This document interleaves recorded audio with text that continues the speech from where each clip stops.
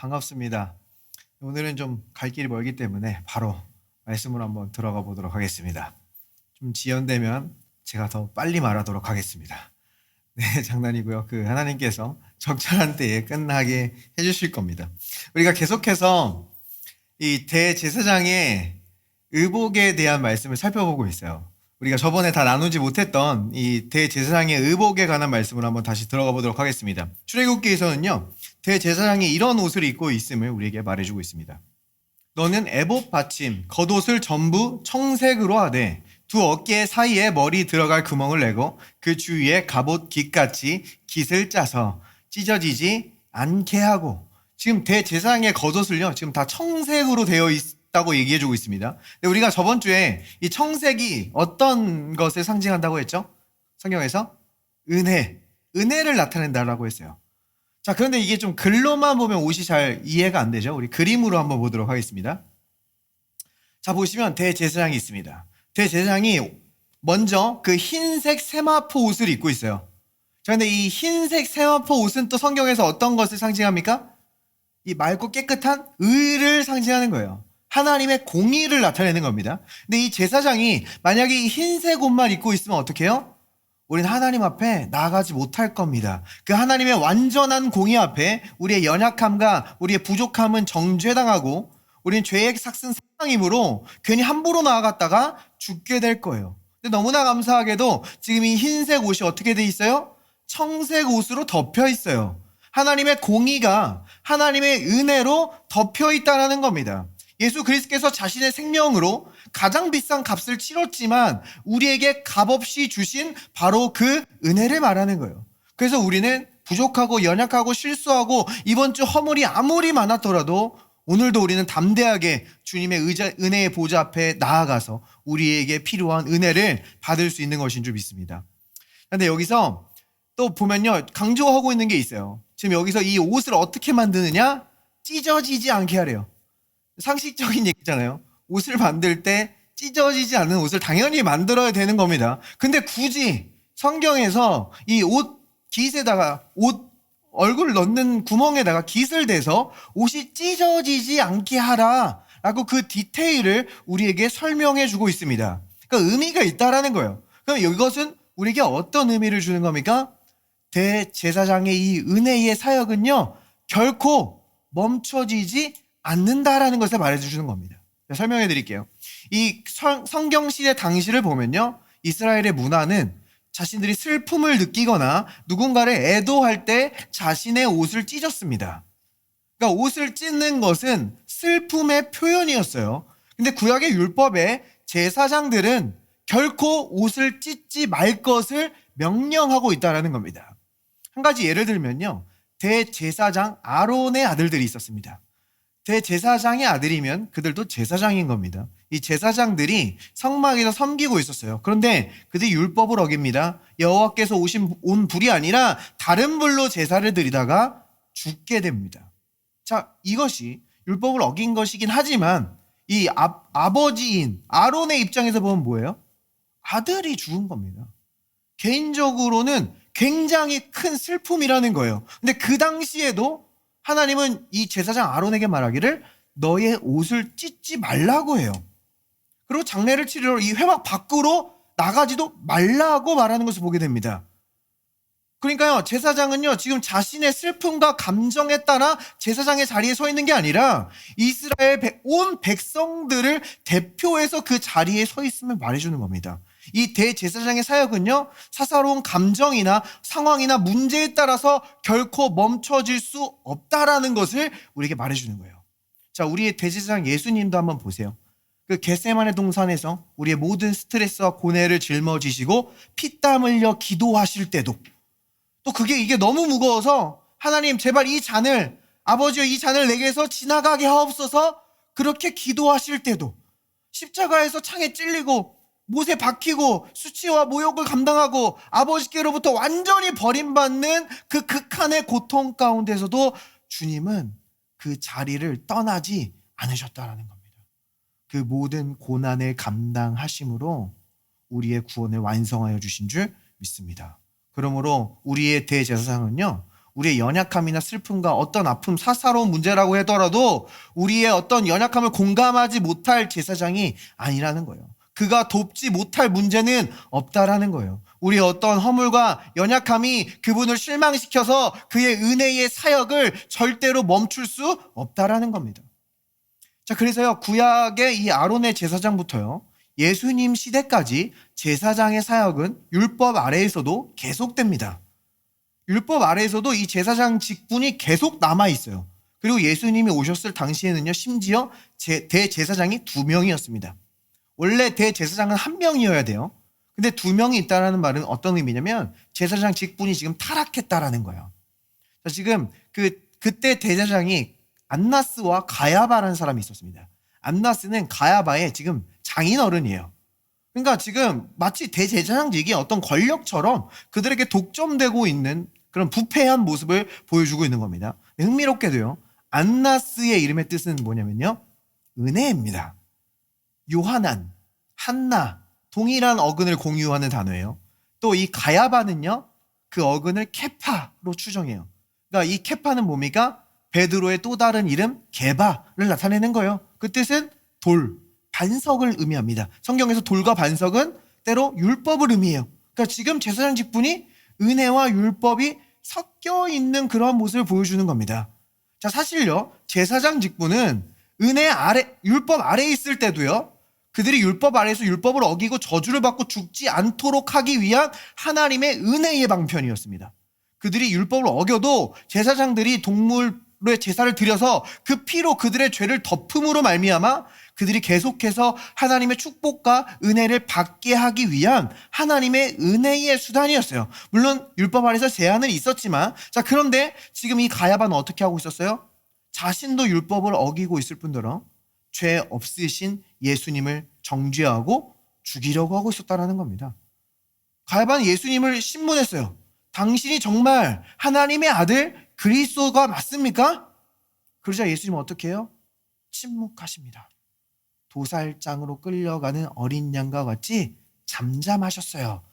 살기 위해, 구원받기 위해 말하지 않으셨습니다. 주님은 그 모든 심판을 자신이 짊어지려고 침묵하셨어요. 그래서 우리가 언제든지 하나님의 약속을 마음으로 믿고 입으로 고백하면 건진받고 구원받을 수 있게 되는 것인 줄 믿습니다. 근데 이 가야바는요, 대답을 하지 않자 이어서 하나님께 맹세하게 합니다.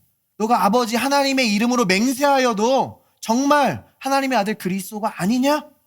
그러자 그제서야 예수님께서는 입을 열어 대답하셨어요. 내가 그니라. I am, 에고 에이미. 바로 그 구약 성경에 그 모세 떨기 나무에 임재하셨던 바로 그 하나님의 이름, I am, 하나님의 이름을 예수님이 선포하십니다. 이 얘기를 듣고 가야바 어떻게 해요? 자신의 옷을 찢었습니다. 원래 제사장은 찢으면 안 돼요. 근데 분노해서 자신의 옷을 찢어버려요. 이것은 우리에게 무엇을 의미합니까? 이 율법 아래 불완전한 제사장의 사역은요, 참 제사장이신 예수님 앞에서 완전히 끝이 났다라는 것을 우리에게 보여주는 거예요. 그래서요, 우리 예수님의 옷이 십자가에 못 박히더라도 찢기지 않는 것을 성경은 우리에게 보여줍니다. 예수님이 못 박히셨을 때 겉옷을 군인 4명이 나눠 가져요. 그리고 통으로 짜여져 있는 옷, 마치 이 제사장이 있는 겉옷과 같이 통으로 짜여져 있는 옷은 찢어서 나누는 게 아니라 제비 뽑아서 한 명이 가져갑니다. 그러니까요, 우리 예수 그리스도의 은혜의 사역은 결코 멈추지 않는다라는 것을 우리에게 보여주는 거예요. 예수님께서는요, 이 가야바 앞에서 그 모든 사람들에게 선포하십니다. 내가 하나님 우편에 앉은 것과 하늘 구름 타고 오는 것을 너희가 보리라. 자, 이 말은요, 예수님이 재림하게 되는 것을 너희가 본다라는 말이 아닙니다. 지금 이것은 다니엘서 말씀과 시편 말씀을 인용해서 말하는 건데요, 예수님이 하늘 성소에 들어가는 것을 너희가 보게 될 것이다 라고 말하는 거예요. 자, 그런데 의문이 생기잖아요. 아니, 저 믿음 없는 사람들이 어떻게 우리 대제사장이 저 하늘 성소, 하나님 보좌 우편에 들어가는 것을 어떻게 눈으로 봅니까?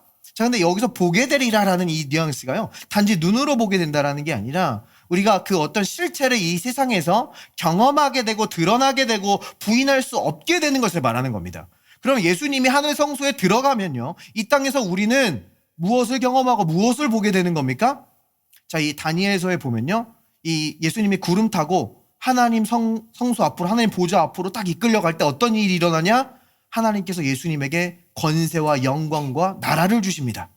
그리고 시편 110편에 보면요, 하나님 보좌 앞에서 하나님께서는 예수님께 말하는 거예요. 내가 내 모든 원수를 내 발판이 되게 하기까지 내 우편에 앉아 있으라. 우리도 또한 그리스도 안에서 함께 앉아 있는 줄 믿습니다. 그러니까 우리가 이 땅에서 보게 되는 건 뭐예요? 우리의 모든 원수를 하나님이 우리의 발판이 되게 하기까지, 우리 앞에 무릎 꿇게 하기까지 끌고 오시는 것을 우리가 보게 된다는 거예요. 예수 그리스도의 영광과 권세가 드러나는 것을 우리는 이 땅 가운데서 보게 된다는 겁니다. 자, 우리가 오늘도 이번 주 주님의 임재 앞에 나와왔습니다. 우리가 한 주간 살아가면서 여러분의 삶을 멈추게 하는 것 같은 일들이 있었을 수 있습니다. 이 건강이, 이 질병이 나의 활기참을 멈추게 하는 것 같고, 이 관계의 문제가 나의 기쁨을 멈추게 하는 것 같고, 이 어떤 사업장의 문제가 나의 번영을 멈추게 하는 것 같은 그런 느낌을 받았을 수 있어요. 자, 그런데 그 어떤 문제도 우리 예수 그리스도의 은혜의 사역은 멈출 수 없다라는 겁니다. 그래서 오늘 여러분들이 이 임재의 자리 가운데 나와 우편에 앉으신 예수 그리스도를 바라보며 안식할 때 하나님은 여러분의 그 모든 원수를 여러분의 발 앞에 끌고 오기까지 결코 쉬지 않으시는 줄 믿습니다. 여러분의 그 질병을 끌어오시고, 그 소망 없음을 끌어오시고, 그 걱정과 염려를 끌어오셔서 여러분이 온전히 다스리게 하시기까지 우리 하나님의 은혜의 사역은 결코 멈추지 않는다라는 거예요. 왜냐하면 우리 제사장의 옷은 찢어지지 않았고 예수 그리스도는 지금도 살아계셔서 하나님 보좌 우편에 앉아 계시기 때문인 줄 믿습니다. 그러므로 우리 옆 사람에게 이렇게 인사해 봤으면 좋겠습니다. 안식하세요. 은혜는 멈추지 않습니다.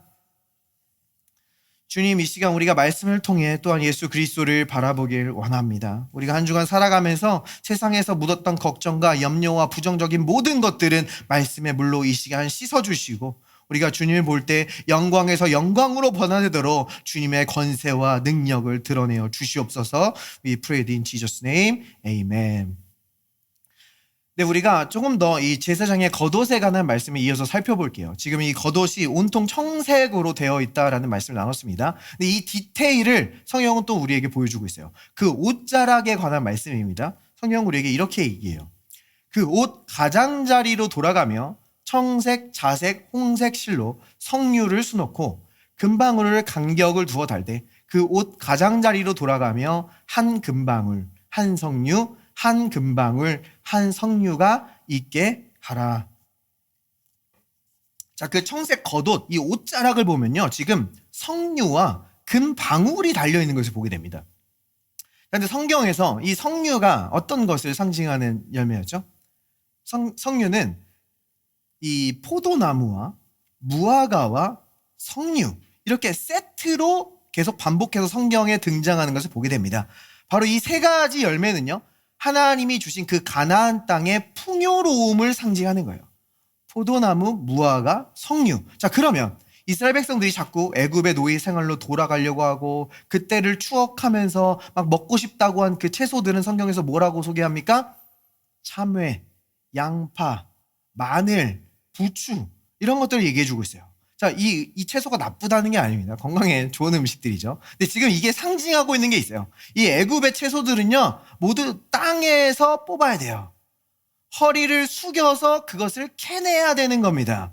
그러니까 이것은요, 우리의 육체를 만족시키려고 애쓰는 것, 애굽의 고된 노동을 상징한다라는 거예요. 근데 포도나무 열매, 무화과, 성류 어떻게 해야 돼요? 우리가 머리 위에서 따먹는 열매인 겁니다. 우리가 고개를 들어 하늘을 보면서 안식하면서 공급받을 수 있다라는 것에 대한 상징으로 열매들이 사용되는 거예요. 대표적으로 포도나무는 아마 성경에서 많이 보셨을 겁니다. 포도하면 혼인잔치, 기쁨을 상징하는 과일이죠. 또한 이 무화과는 뭡니까? 성경에서 이 무화과 나무를 보면요, 실제적으로 그늘이 굉장히 넓어요. 그래서 사람들이 그 무화과 나무 그늘에서 쉽니다. 그리고 표현이 이스라엘이 전쟁이 끝났다라는 표현의 관용구로 무화과 나무 밑에 앉았다라는 표현을 성경에서 반복해서 사용하는 것을 보게 돼요. 그러니까 이 무화과는요, 평안, 쉼을 나타내는 거예요. 그럼 이 석류는 뭡니까? 석류 안에는 씨가 굉장히 많이 있어요. 그래서 이것은 풍성한 열매를 나타납니다. 그래서 유대 전통에 보면 이 씨가 율법이 613개인 것처럼 이 씨가 613개만큼 많아서 율법을 완성하고 성취한 것에 대한 상징으로도 사용해요. 근데 사도 바울은요, 율법의 완성을 뭐라고 얘기합니까? 사랑이다라고 이야기해요. 그러니까 이것은요, 우리가 좀 이따 보면 알겠지만 성령의 열매에 대한 상징으로 사용되고 있는 겁니다. 자, 그러면 이 금방울은 뭐예요? 옷에 방울이 달려있으면 어떻게 돼요? 움직일 때마다 소리가 나겠죠. 자, 그러면 이 방울 소리는 이 제사장의 옷에서 어떤 역할을 하는 겁니까? 성경 우리에게 이렇게 얘기해 줍니다. 아론이 입고 여호와를 섬기러 성소에 들어갈 때와 성소에서 나올 때에 그 소리가 들릴 것이라. 그리하면 그가 죽지 아니하리라. 자, 그러니까 그 당시에요, 제사장이 성막에 들어가면요, 제사장이 들어갔는지 안 들어갔는지 모릅니다. 왜냐하면 거기 창문이나 보일 수 있는 게 없어요. 완전히 막혀있기 때문에 들어가 있는지 눈으로 확인할 수가 없어요. 근데 제사장이 거기에 들어가서 일하고 있는 것을 어떻게 할 수 있어요? 볼 수는 없지만 방울 소리가 들린다는 겁니다. 그러니까 이 방울 소리가 들리면 지금 제사장이 지금 성소 안에 들어가서 열심히 섬기고 있구나. 지금 제사장이 살아서 역사하고 있구나라는 것을 눈으로 보지 못하지만 귀로 듣는다라는 거예요. 자, 그러면 이것이 지금 신약을 살아가는 우리들에게 어떤 의미가 있는 겁니까? 자, 우리의 대제사장 예수님께서 십자가에서 부활하시고 나서 승천하셨어요. 하늘 성소로 들어가셨습니다. 자, 그런데 구약의 백성들도 제사장이 성소로 들어가는 걸 눈으로 못 봤어요. 우리도 지금 예수님께서 하늘 성소에 들어가 있는 것을 눈으로 보지 못합니다. 그럼 주님이 정말 하나님 보좌 우편에 있는 걸 우리는 어떻게 할 수 있어요? 들을 수 있다는 거예요. 소리가, 방울 소리가 난다라는 겁니다. 그래서 실제적으로 제사장이, 대제사장이신 예수님께서 이 하늘 성소로 들어가셨을 때 소리가 나는 건 성경 우리에게 보여줍니다. 승천하시고 나서 10일 뒤 오순절날 성경은 이런 소리가 있음을 우리에게 이야기해 주고 있어요. 오순절 아니 이름에 그들이 다 같이 한 곳에 모였더니 호련히 하늘로부터 급하고 강한 바람 같은 소리가 있어 그들이 앉은 온 집에 가득하며. 자, 지금 성경은요, 성령이 임한 지금 이 장면을 소리가 났다라고 강조해서 보여줍니다. 자, 이어서 뒤에서 성경은 또한 우리에게 이렇게 이야기해요. 이 소리가 남에 큰 무리가 모여 각각 자기의 방언으로 제자들이 말하는 것을 듣고 소동하여. 자, 그러니까 성령이 임했을 때 지금 거기에 소리가 났음을 우리에게 이야기해줘요. 네, 돌아왔습니다. 네, 이제 소리가 납니다. 네, 지금 이 성령이 임할 때 그 장면을 소리가 났다라고 지금 강조해서 표현해 주는 거예요. 이 오순절날 성령이 임하자 거기에서는 방언의 소리가 들렸어요. 그들이 복음 전하는 소리가 났습니다. 하나님의 큰 일을 말하고요, 3,000명이 구원받고 교회가 세워지는 역사가 있었어요. 그러니까요, 지금 아까 그 성류는요, 성령이 임하시자 우리에게 맺히는 성령의 열매를 나타내는 거고요, 지금 이 방울 소리는 성령이 우리에게 임하실 때 우리에게 주시는 성령의 은사를 나타내는 겁니다. 지금 이 방언도요, 그 은사 중에 하나인 거예요. 자, 그러니까 우리에게 만약 성령의 은사가 나타난다, 그것은 어떤 의미예요? 내가 열심히 헌신했다, 혹은 내가 어떤 자격 조건을 갖추었다가 아니라 지금도 예수 그리스도께서 하늘 성소에서 일하고 계신다는 사인과 표시인 줄 믿습니다. 주님께서 우리를 위해 중보하고 계시기 때문에 하나님께서는 그 성령의 은사를 통해서 우리의 삶에 개입하고 계신 겁니다. 우리는 이것을 그저 은혜로 받는 거예요. 우리 이 예수 그리스도가 누구신지, 지금 중보자가 누구신지 알고 그분을 바라보는 모든 교회들은 이 성령의 은사를 풍성히 누릴 수가 있는 겁니다. 지금 이 금방울은요, 제사장의 옷자락에 있어요. 우리가 저번 주 혈루증 걸린 여인 말씀 나눴죠? 혈루증 걸린 여인도 예수님께 믿음으로 담대히 나와 그 옷자락을 잡았습니다. 그랬더니 어떻게 되었어요? 치유를 선물로 받았어요. 마찬가지로요, 우리도 성경은 우리에게 말해요. 더욱 큰 은사를 사모하라.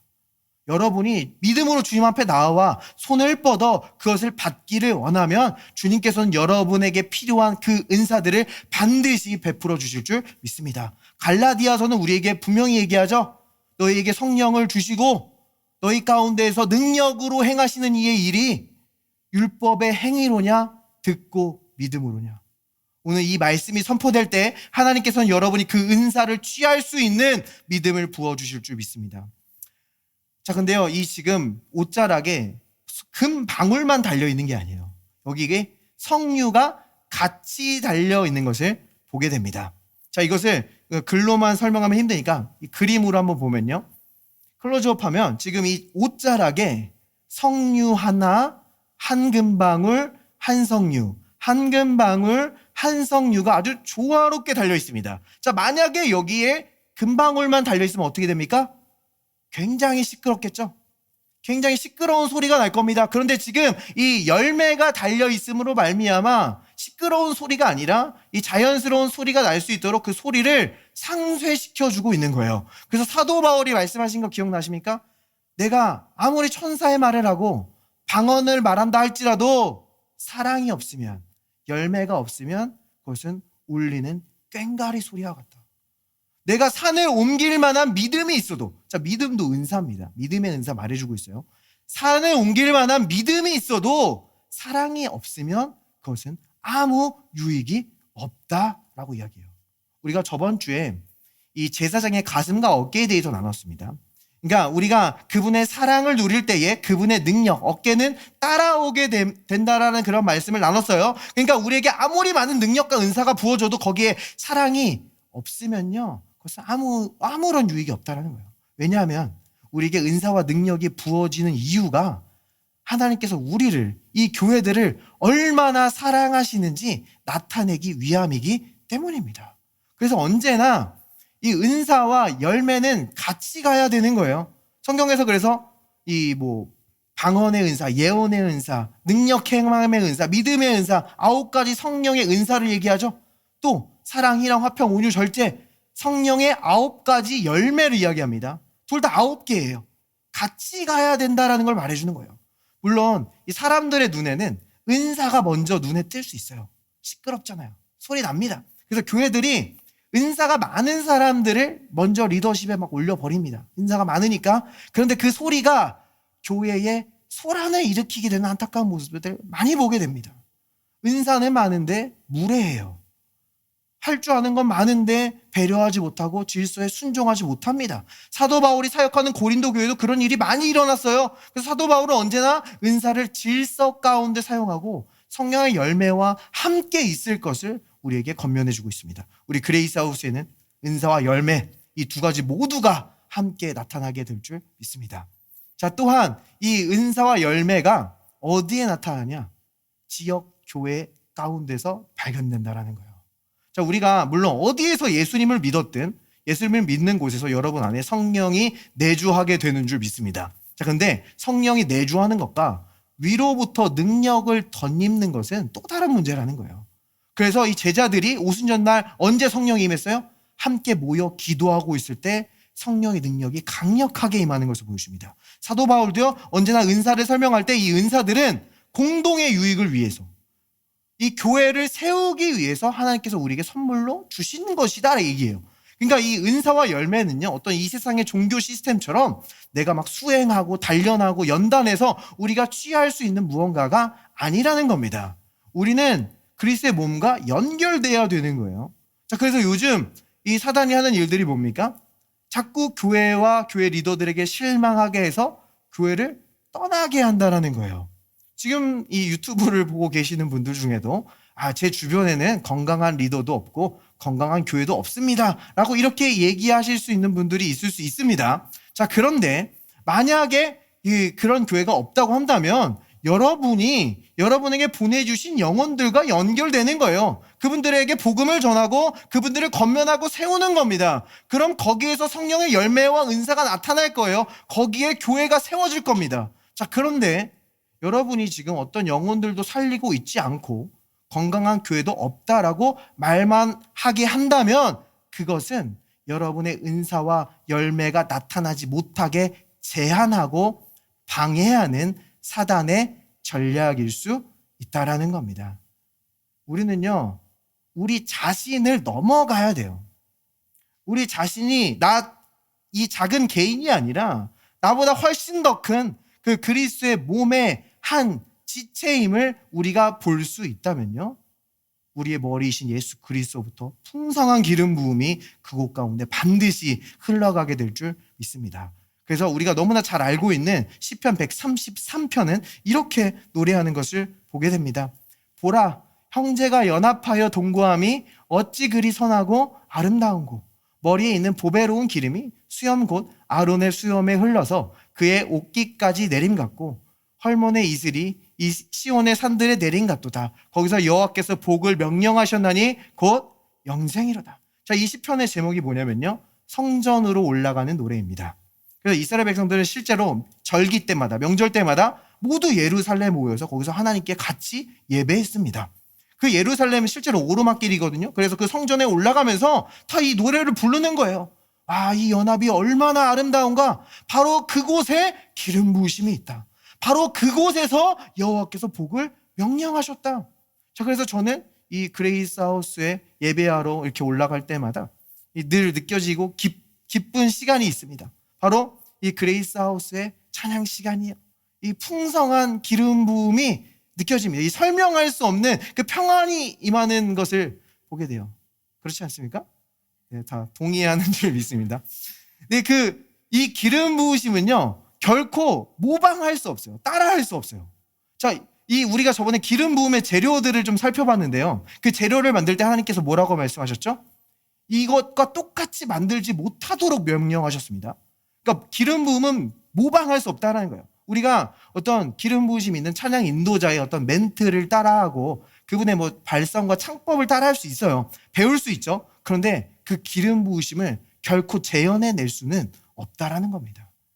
우리는요, 우리의 머리이신 예수 그리스도로부터 각자에게 필요한 그 기름 부으심이, 따라할 수 없는 기름 부으심이 흘러내려가고 있기 때문이에요. 자, 그래서요, 우리가 교회를 섬길 때도요, 주의해야 될 게, 다른 사람의 기름 부으심과 은사를 나의 기준으로 삼으면 안 된다라는 겁니다. 저도 이 목회자로서 섬기게 될 때 조언받은 것이 너의 은사로부터 섬기라는 거예요. 자, 우리가 SNS나 유튜브 가면요, 여러 가지 목소리를 듣습니다. 목사는 이래야 된다. 찬양 인도자는 이래야 된다. 리더들은 이렇게 해야 돼. 교회는 이런 모습이어야지. 여러 가지 목소리들을 들어요. 근데 우리 그 목소리들에 잠식되면요, 우리는 섬기기도 전에 이미 낙심해버립니다. 그러니까 내 기름 부으심이 아니라 다른 사람을 흉내내려고 하면요, 우리는 어느덧 나의 기쁨을 잃어버리고 효과적으로 섬길 수가 없게 된다라는 거예요. 내 은사로부터 시작하는 거예요. 우리가 그 기름 부으심을 따라가면요, 어느덧 우리가 성장합니다. 그리고 나에게 없는 것은요, 다른 형제 자매와 연합하는 거예요. 자, 그래서요, 교회들이 색깔이 다 다릅니다. 그렇죠?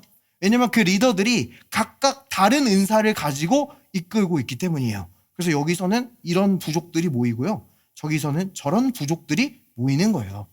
우리는 우리의 은사와 기름 부으심을 비교하지 않고 우리 자신에게 주신 것으로부터 시작해야 되는 줄 믿습니다. 또 이 기름 부으심에 대한 주의점을 이 출애굽기가 우리에게 말해주거든요.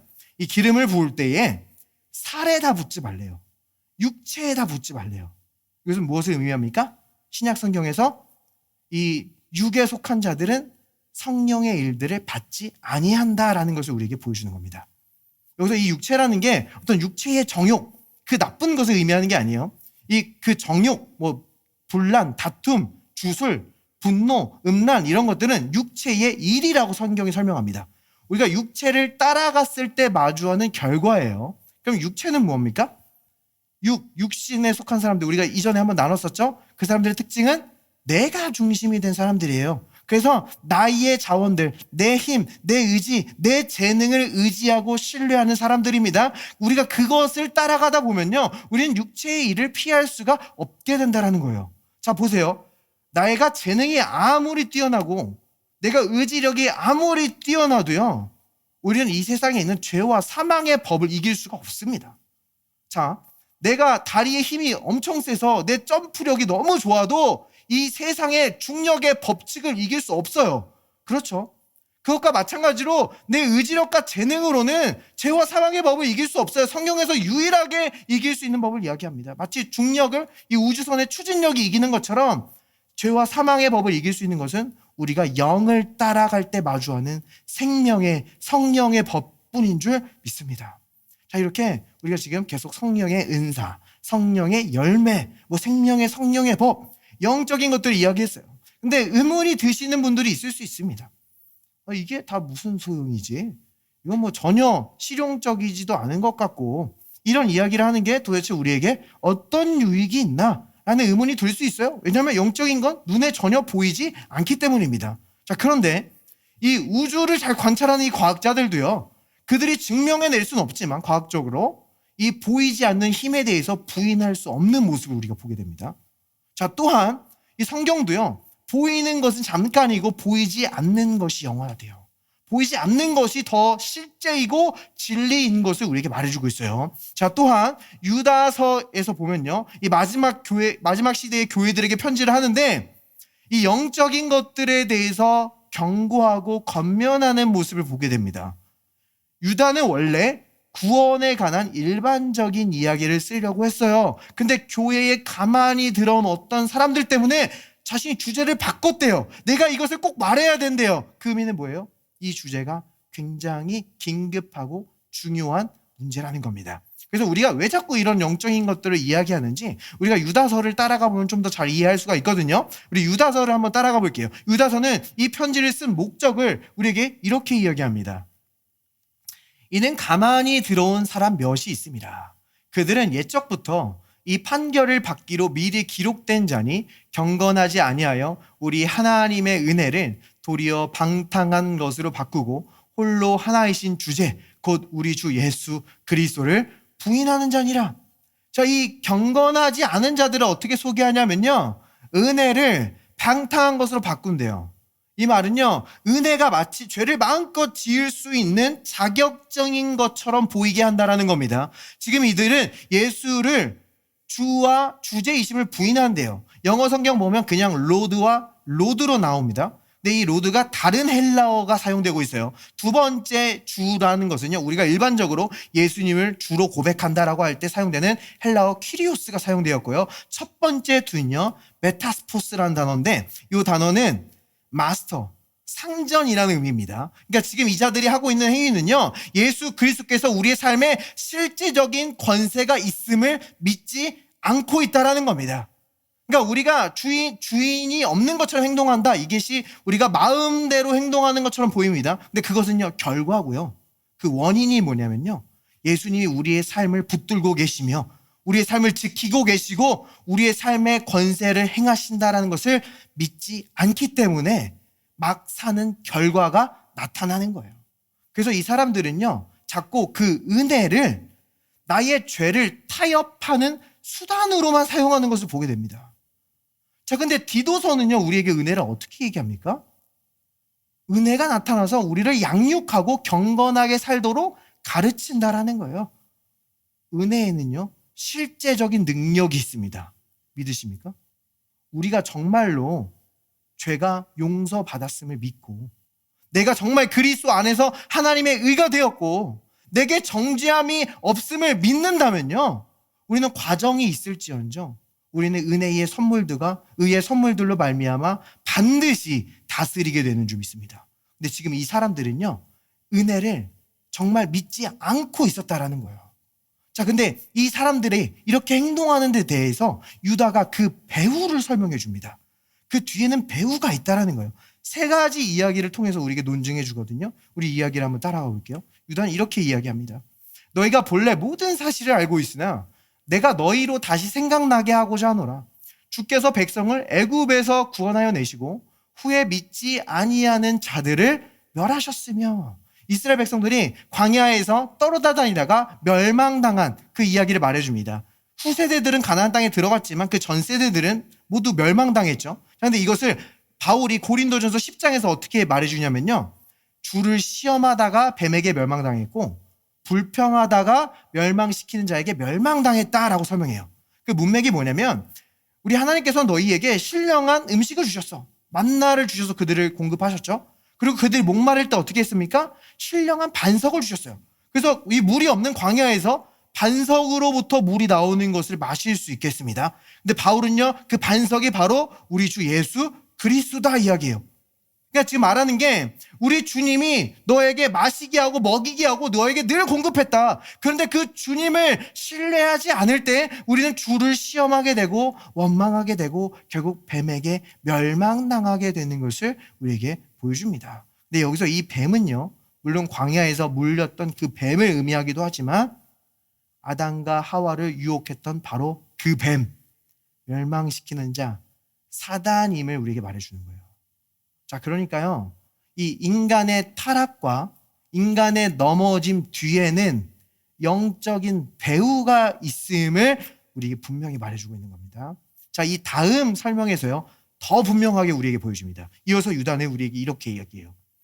또 자기 지위를 지키지 아니하고 자기 처소를 떠난 천사들을 큰 날의 심판까지 영원한 결박으로 흑암에 가두셨으며, 이 타락한 천사들 뭐 얘기하는 겁니까? 창세기 6장 노아의 홍수 전에 바로 그 사건을 이야기하는 겁니다. 이 타락한 천사들은 하나님의 편에 선 선자들이 아니라 마귀와 함께 이 땅 가운데 타락한 천사들을 말하는 거예요. 그들은요, 이 땅에 내려와서 인간의 여성들과 결합합니다. 그래서 그들은 거인 족속들, 네피림, 그 포악한 왕들을 낳았어요. 그래서 이 세상에 그 거인 왕들이 가득하게 돼서 노아의 홍수의 단초가 되는 것을 성경 우리에게 보여줍니다. 자, 지금 21세기 현대 사회에서 갑자기 이런 얘기를 들으니까 당황하실 수 있습니다. 아니, 무슨 신적인 존재랑 인간적인 존재가 결합하는 게 이게 상식적으로 가능한 건가? 이런 생각이 들 수 있어요. 자, 근데 그 당시 세계관에서는요, 이 충분히 상식적인 개념이었다는 겁니다. 이 고대 그리스 로마 신화 아시죠? 제우스, 헤라클레스, 반신반인 이야기가 거기 팽배해 있어요. 그리고 그 우상숭배 신전에는요, 창기가 있는데요, 그 창기와 결합함으로 내가 신적인 존재와 결합한다라고 그들은 생각해서 하늘의 무언가를 얻을 수 있다라고 생각했습니다. 근데 이렇게 타락한 배후에는요, 뭐가 있었냐면요, 바로 이 마귀 사단이 이 여자의 후손으로 오는 바로 그 예수 그리스도가 뱀의 머리를 밟을 것이기 때문에 그 여자의 씨를 타락하고 더럽히기 위해서 지금 이 결합들이 이루어졌다라는 거예요. 그래서 하나님은요, 그 여자의 씨 예수 그리스도로 말미암은 구원을 지키기 위해서 노아의 홍수로 의인들을 건져 주셨고요.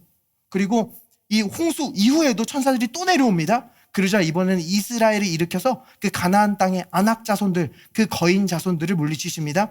마지막 남은 거인 골리앗을 유다의 자손 다윗으로 완전히 멸망시키는 것을 성경 우리에게 보여주는 거예요.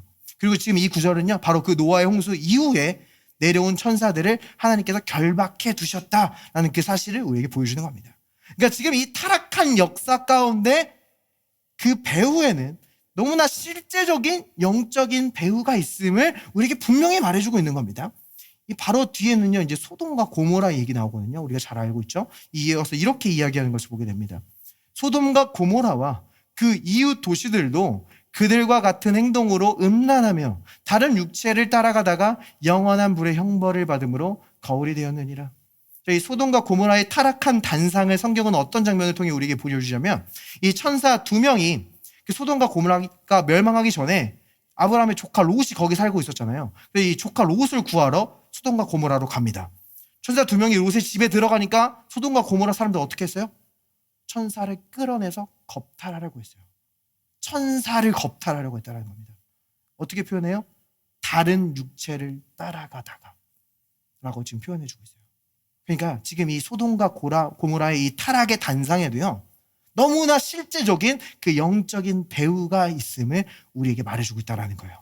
자, 그런데 이 가만히 들어온 이 사람들을 보면요, 이런 분명한 배후가 있음에도 불구하고 어떤 태도로 살아가냐? 유다는 우리에게 이렇게 이야기해주고 있어요. 천사장 미가엘이 모세의 시체에 관하여 마귀와 다투어 변론할 때에 감히 비방하는 판결을 내리지 못하고 다만 말하되 주께서 너를 꾸짖으시기를 원하노라 하였거늘 이 사람들은 무엇이든지 그 알지 못하는 것을 비방하는도다. 또 그들은 이성 없는 짐승같이 본능으로 아는 그것으로 멸망하느니라. 자, 지금 천사도요, 이 영적인 질서와 권세를 알고 함부로 마귀를 비방하지 않았습니다. 이 질서를, 영적인 세계를 알았다라는 거예요. 근데 이 사람들은 천사가 뭔데? 마귀? 그런 게 어디 있는데? 성령?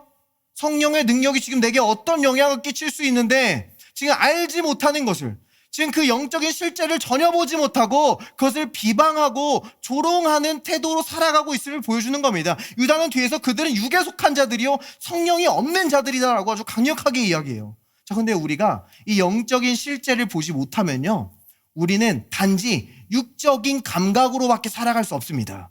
내가 보고 내가 느끼는 대로밖에 살아갈 수가 없어요. 내가 중심이 돼서 내 노력과 내 의지력으로밖에 살아갈 수가 없습니다. 자, 그런데 여러분은 여러분의 감각으로 살아가는 것 같지만 어느덧 다른 영을 따라가고 있는 자신을 발견할 수밖에 없게 된다는 거예요. 왜냐하면 그 배후에는요, 영적인 배후가 있기 때문입니다. 성경은요, 잠언에서 우리에게 거만의 영이 있음을 말해줍니다. 거만의 영. 이사야서는요, 우리에게 근심의 영이 있음을 말해줘요. The spirit of heaviness. 무거운 영입니다. 그러니까 여러분이 단순히 내가 상황이 안 좋아서, 형편이 안 좋아서 걱정하는 거야 라고 무조건 말할 수 없는 거예요. 근심의 영이 역사하고 있을 수 있는 겁니다. 성경은 또한 하나님의 영과 반대되는 세상의 영이 있대요. 믿지 않는 사람들의 마음을 혼란스럽게 해서 그리스도의 빛의 광채가 비추지 못하게 방해합니다. 이생의 자랑, 육신의 정욕, 모든 것은 세상에 속한 겁니다. 자, 그런데 우리가 이 세상의 영을 따라가다 보면요, 우리는 늘 불만족하게 돼요. 늘 부족하게 돼요. 우리의 육체는 채우고 만족할 수 없습니다. 아무리 다투고 싸우고 부정하게 무언가를 얻어내도 결코 만족이 안 돼요. 자, 대표적으로 여러분 걱정해 보셨잖아요. 걱정 100시간 해도 만족이 됩니까? 걱정은 계속해야 돼요. 염려 시작하면요, 그냥 계속해야 되는 겁니다. 만족이 안 된다라는 거예요. 자, 그러면 이 세상의 영이 우리에게 어떻게 다가오고 우리에게 어떻게 역사하는 겁니까? 유다는 우리에게 힌트를 주고 있거든요. 지금 말하기를 이 천사장 미가엘이 이 모세의 시체에 관하여 마귀가 다퉜다라는 이야기를 합니다. 이거는 사실 성경에는 없는 내용입니다. 유대 전승에 나오는 내용이에요. 근데 지금 독자들이 이 이야기를 다 알고 있으니까 그 아는 것으로부터 지금 설명해 줍니다. 그리고 이어서 여호와께서 너를 꾸짖으시기를 원하노라 라고 이야기하는데요.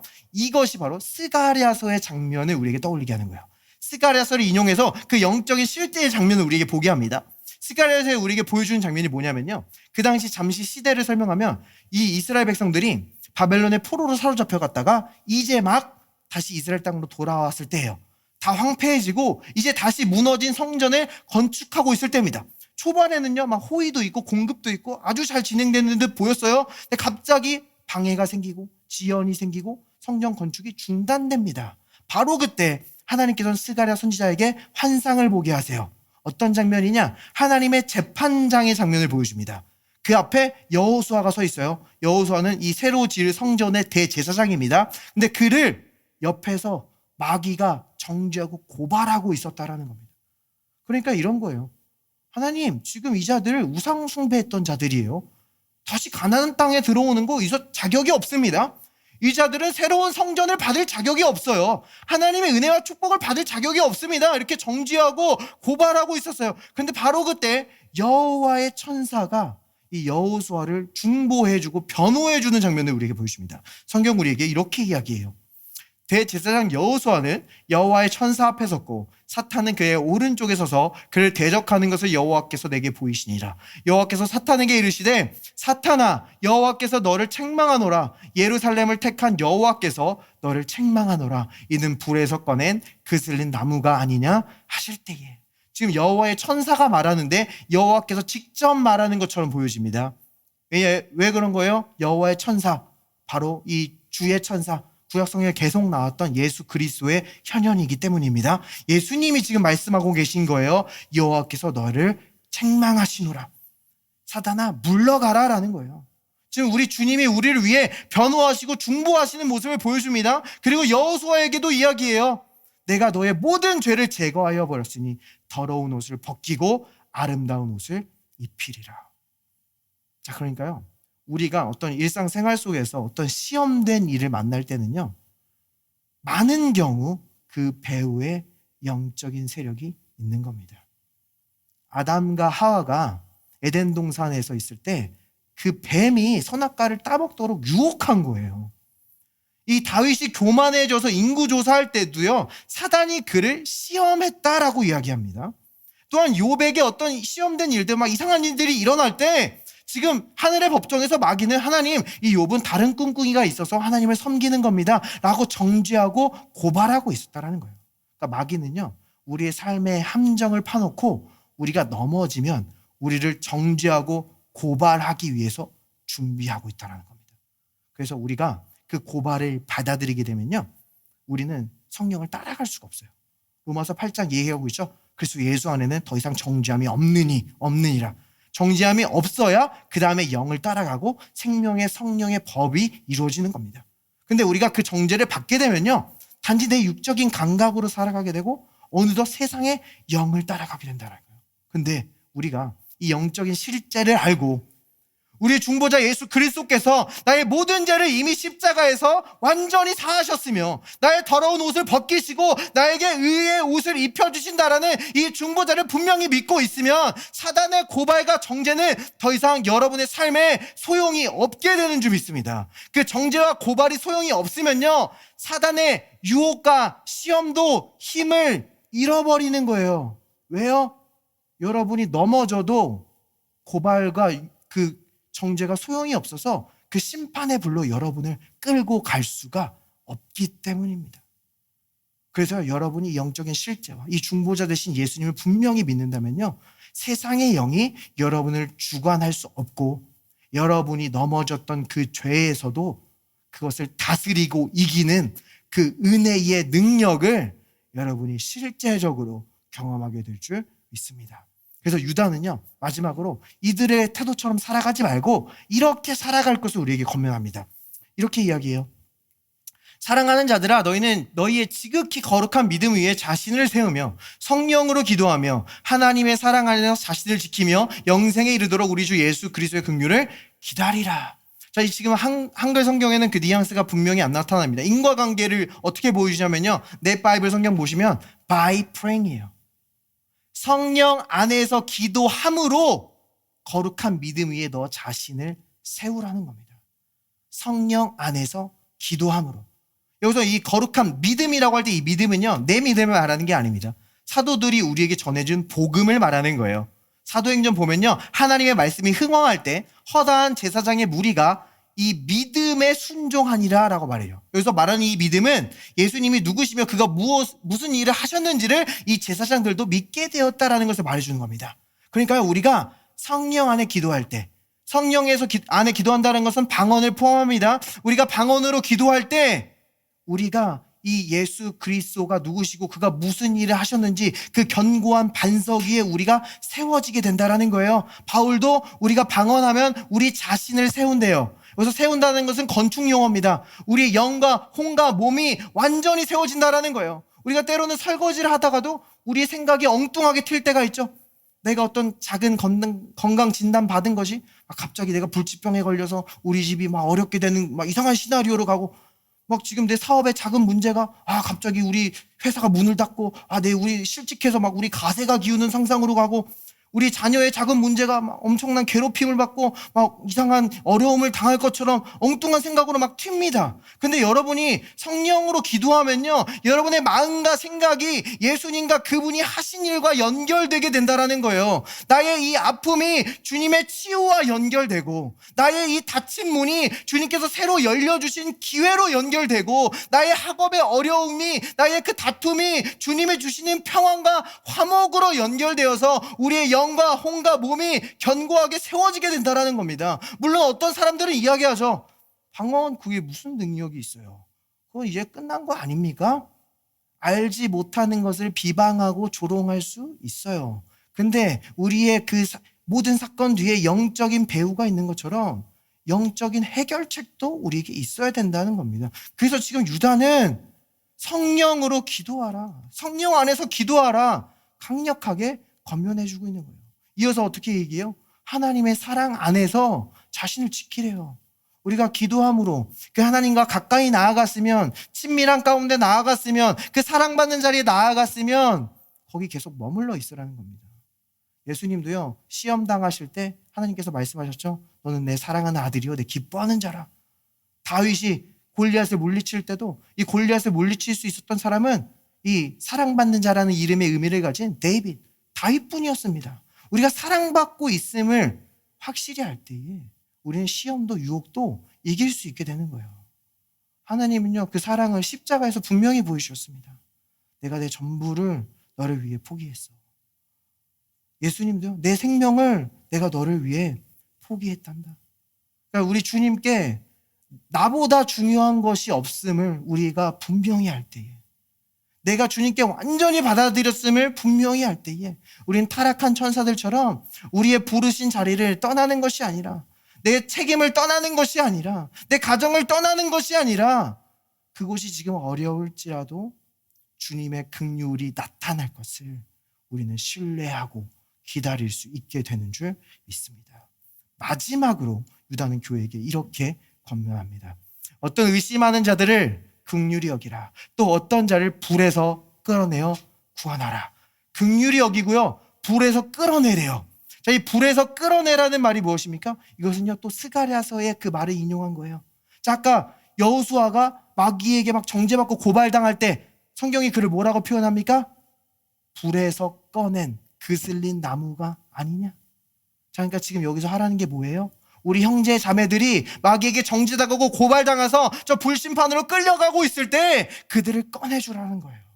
그들에게 더러운 옷을 벗기고 의의 옷을 입히라는 거예요. 더 이상 너에게 정죄함 없음을 선포하라는 겁니다. 이것은 예수 그리스도의 이름으로, 두세 사람이 이름으로 모인 교회, 우리의 가정에서도 늘 일어나야 하는 일입니다. 여러분의 사랑하는 자녀들, 배우자, 부모님들 이 세상 살아가면서 그 세상의 기준과 판단으로 고발당하고 정죄당하고 있어요. 그럼 그 기준으로 같이 정죄하는 것이 아니라 정죄함 없음을 선포하는 거예요. 너네 의의 옷을 입었음을 선포하는 거예요. 예수 그리스도의 은혜의 사역은 멈춰지고 있지 않음을 선포하는 겁니다. 그것이 지금도 주님께서 우리를 붙드시는 방법이에요. 바로 그곳에 기름 부으심이 있습니다. 바로 그곳에 은사와 열매가 나타납니다. 바로 그 가정과 교회를 통해서 지금도 그리스도가 여전히 살아계심을, 그 증거들을 그분의 건세와 영광으로 드러내어 주실 줄 믿습니다. 말씀을 마무리할게요. 자, 우리가 이 대제사장의 옷을 좀 살펴봤는데요. 지금 그 옷자락에 방울과 석류들이 달려 있다라는 것을 나눴습니다. 그래서 이 제사장이 그 섬기고 있으면, 성막에서 섬기고 있으면 늘 소리가 나게 되어 있었어요. 자, 그런데요, 성경은 우리에게 특정한 시점 또한 우리에게 보여준다는 겁니다. 언제 소리가 또 강력하게 나는지 성경 우리에게 이렇게 말합니다. 아론이 입고 여호와를 섬기러 성소에 들어갈 때와 성소에서 나올 때에 그 소리가 들릴 것이라. 그리하면 그가 죽지 아니하리라. 자, 두 가지 시점을 얘기하죠. 언제입니까? 들어갈 때와 성소에서 나올 때입니다. 자, 그리고 우리 주 예수님이 하늘 성소에 들어갈 때 언제예요? 2000년 전 그 감람산에서 승천하셔서 하늘 성소에 들어가실 때 어떤 일이 일어났어요? 오순절 방울 소리가 아주 강력하게 났습니다. 성령의 능력이 강력하게 일어났어요. 자, 그러면 예수님이 하늘 성소에서 나올 때는 언제입니까? 주님께서 우리에게 다시 오시는 바로 그 직전, 이 마지막 세대 가운데 주님께서는 다시 한번 그 강력한 방울 소리를 우리가 듣게 하실 줄 믿습니다. 자, 예수님의 제자들은요, 이 예수님이 부활하시고 나서 그 부활하신 예수님을 봤다고 바로 뛰어가서 막 복음 전하지 않았어요. 예수님께 성경 배우고 지금 예수님께 막 성령 받았다고 해서 예수님 영접했다고 해서 바로 뛰어나가지 않았습니다. 그들은 어떻게 했어요? 예루살렘에 머물렀어요. 약속하신 성령을 기다렸습니다. 이 말은 뭐예요? 그들의 계획과 그들의 의지력으로 하지 않았다라는 거예요. 그들의 힘으로 한 것이 아니라 성령의 능력으로 했다라는 거예요. 그리고 그들이 그 기다린 시간은요 결코 헛되지 않았습니다. 그들이 하늘로부터 받을 수 있도록 그들을 준비시켜 주신 줄 믿습니다. 하나님은요 물론 늘 어느 때나 역사하고 계세요. 그런데요 하나님의 그 놀라운 영광과 일들이 성취되고 드러나는 특정한 때와 시점이 있다는 겁니다. 성경은 이것을 하나님의 시간표라고 이야기해요. 구약에서는 유대인들의 절기로 드러납니다. 6월절에 그래서 예수님이 죽으시고, 초실절에 부활하시고, 오순절에 성령을 부어주신 거예요. 하나님의 시간표가 있다는 의미는 무엇입니까? 여러분의 계획과 여러분의 의지로 하는 게 아니라는 거예요. 그리고요 그것은 반드시 하나님의 때에 이루어진다라는 겁니다. 이번 한 주 우리가 또 성령을 의지하면서 살아갈 거예요. 성령을 기다릴 겁니다. 그러나 성령을 기다릴 때 성령은요 반드시 여러분들을 어떻게 가야 될지, 어떤 결정을 해야 될지 반드시 가르쳐 주시고 인도해 주실 겁니다. 거기에 열매들이 나타나게 하실 거예요. 기쁨으로 하게 하시고, 화평으로 하게 하시고, 온유로 하게 하실 거예요. 그리고 거기에 은사들이 나타납니다. 여러분의 힘과 여러분의 노력이 아니라 성령의 능력으로 행하게 하세요. 그 교회들과 그 가정들을 통하여서 하나님께서 지금도 역사하고 계심을 분명히 드러내어 주실 줄 믿습니다. 우리 이 시간 그 성령님을 기억하면서 영으로 기도했으면 좋겠습니다. Let's pray in the Spirit. 이 시간 우리가 주님을 바라봅니다.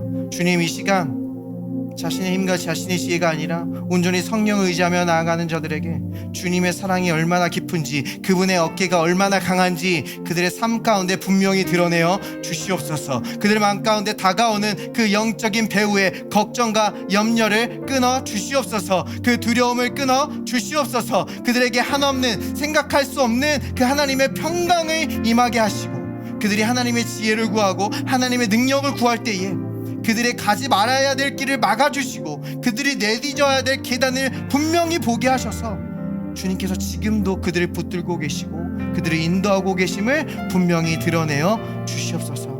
이 악한 때에 주님, 우리가 더욱더 그 방울 소리를 강하게 듣게 하시며 다시 오실 주님을 기다리며 우리가 그 큰 소망으로 살아갈 수 있는 이번 한 주 될 수 있도록 주여 역사하여 주시옵소서.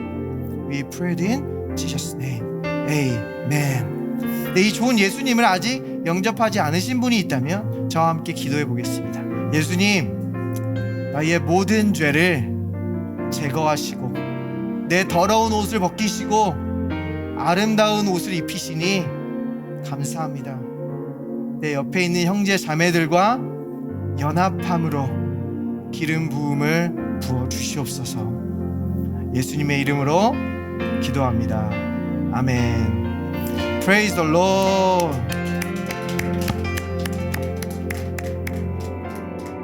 Now I'm the righteousness of God in Christ. Now I am living in the grace house.